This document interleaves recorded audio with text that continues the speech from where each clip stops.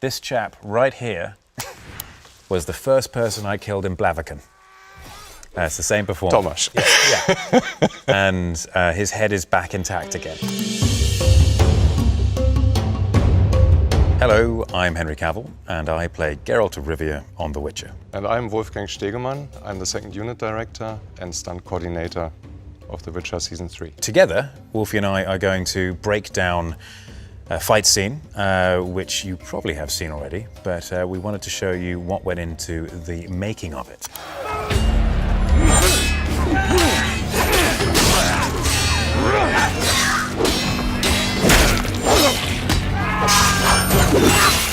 It is a one-take fight. There are no cuts in here. There's no cheat cuts either. There's nothing like just someone crossing in front of camera and then you can make it look like it's a one-take. The beauty of a one-take is that it can allow the audience members to feel truly involved in the dance of death that is happening. In the beginning, we sat down together and thought about how we can do this one take. How can we build the dynamic? How we can create like a symphony, like, it's like composing a symphony, let's call it like this. Because it's such a large battle scene, it's not just Geralt interacting with, it's 12 people. Actually, 13. 13? The 13th one is the camera operator. Of course, yes. And Hachi did an amazing job on this. He has to move incredibly quickly, and he also has to be in the right position at all times because he doesn't want to get hit by a spear or a sword.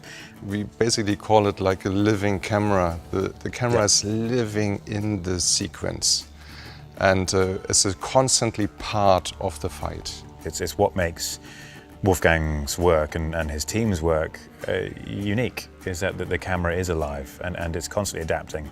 There might be some stuff here which wasn't part of the plan, which Hachi is finding with his naked eye as he's working on the camera as well. He had no monitor. He's running through the fight and need to imagine with the right lens size where he has to be in the right moment. It's truly exceptional work. And especially if you compare our training footage to the footage which you see here in the finished product, the ground is very different.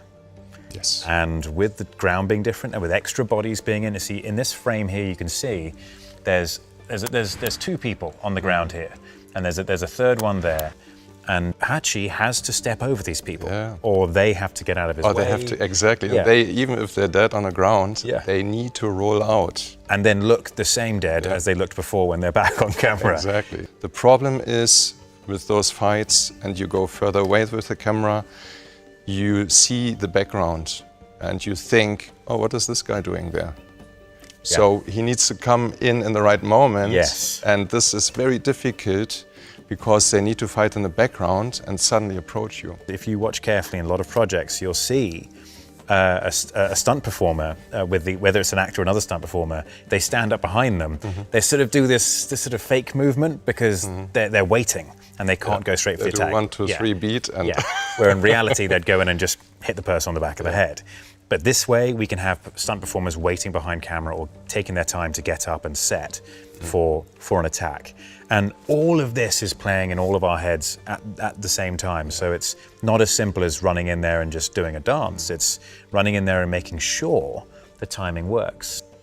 We actually built in originally some slow motion, some fake slow-mo moments where I would move in slow motion and we'd use a ramp in post to speed it up, and it allowed Hachi to get into a position, or at least allowed Hachi a moment of breath, so he could move into the right position. But it didn't suit really this fight. Right.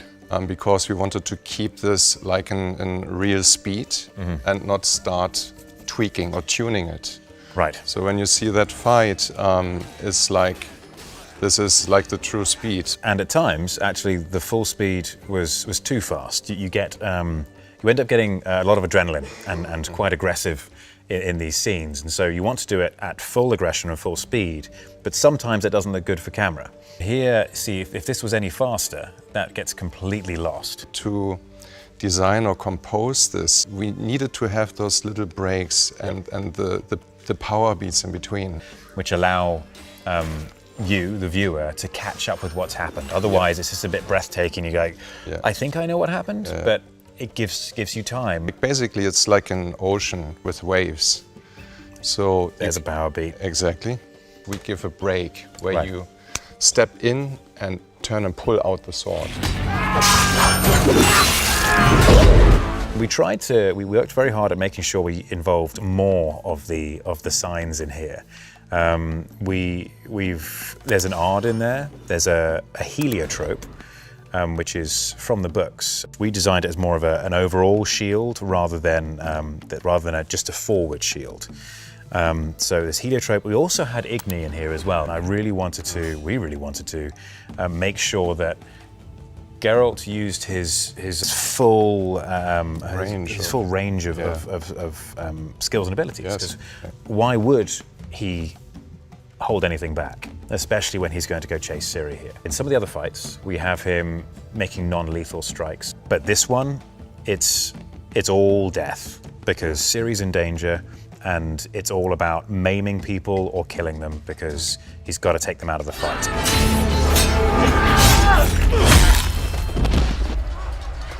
That's 35 takes on the day, and then in training we probably did 90 takes. And so that's the wonder of working with such a quality team, is that because it's a dance, if someone's slightly out of position, you then move to meet them in their position, and that requires a trust. And your team is so good, and you are so good, that it just allows a sense of freedom to create something as balletic as this. Yeah, it's like a work flow together. Yeah. And this is basically then when we have a good take, then we get all goosebumps. Yes. Yeah, everyone feels it. Yeah. Everyone feels it. Thank you very much, everyone, for listening. We hope it was interesting, and we hope most of all that you enjoyed the product of our work. So thank you very much. Yeah. Thank you so much.